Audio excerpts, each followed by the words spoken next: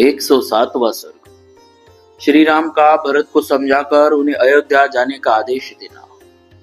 जब भरत पुनः इस प्रकार प्रार्थना करने लगे, तब कुटुंबी जनों के बीच में सत्कार पूर्वक बैठे हुए लक्ष्मण के बड़े भाई श्रीमान रामचंद्र जी ने उन्हें इस प्रकार उत्तर दिया।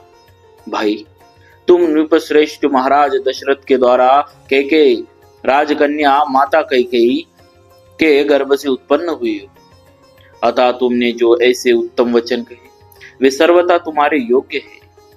भैया, आज से बहुत पहले की बात है। पिताजी का जब तुम्हारी माताजी के साथ विवाह हुआ था, तभी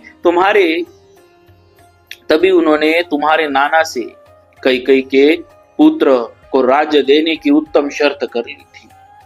इसके बाद देवासुर संग्राम में तुम्हारी माता ने प्रभावशाली महाराज की बड़ी सेवा की। इससे संतुष्ट होकर राजा ने उन्हें वरदान दिया। उसी की पूर्ति के लिए प्रतिज्ञा कराकर तुम्हारी श्रेष्ठ वर्ण वाली यशस्विनी माता ने उन नरश्रेष्ठ पिताजी से 2 वर मांगे। पुरुष सिंह, एक वर के द्वारा इन्होंने तुम्हारे लिए राज्य मांगा, दूसरे के द्वारा मेरा वनवास।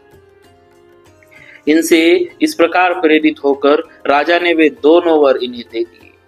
पुरुष प्रवर, इस प्रकार उन पिताजी ने वरदान के रूप में मुझे 14 वर्षों तक वनवास की आज्ञा दी है।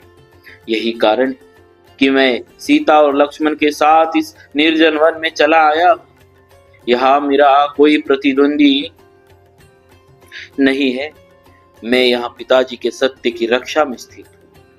राजेंद्र, तुम भी उनकी आज्ञा मानकर शीघ्र ही राज्य पद पर अपना अभिषेक करा लो और पिता को सत्यवादी बनाओ।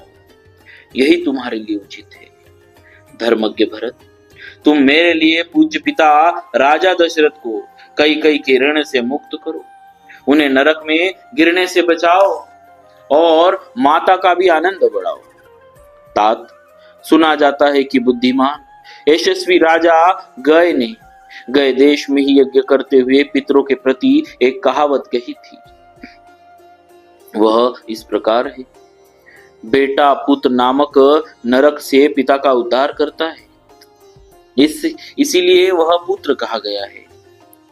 वही पुत्र है जो पितरों की सब ओर से रक्षा करता है। बहुत से गुणवान और बहुश्रुत पुत्रों की इच्छा करनी चाहिए। संभव है कि प्राप्त हुए उन पुत्रों में से कोई भी गया की यात्रा करे। रघुनंदन, नरश्रेष्ठ भरत, इस प्रकार सभी राजर्षियों ने पितरों के उद्धार का निश्चय किया है। अतः प्रभु, तुम भी अपने पिता का नरक से उद्धार करो। वीर भरत, तुम शत्रुघ्न तथा समस्त ब्राह्मणों को साथ लेकर अयोध्या को लौट जाओ और प्रजा को सुख दो।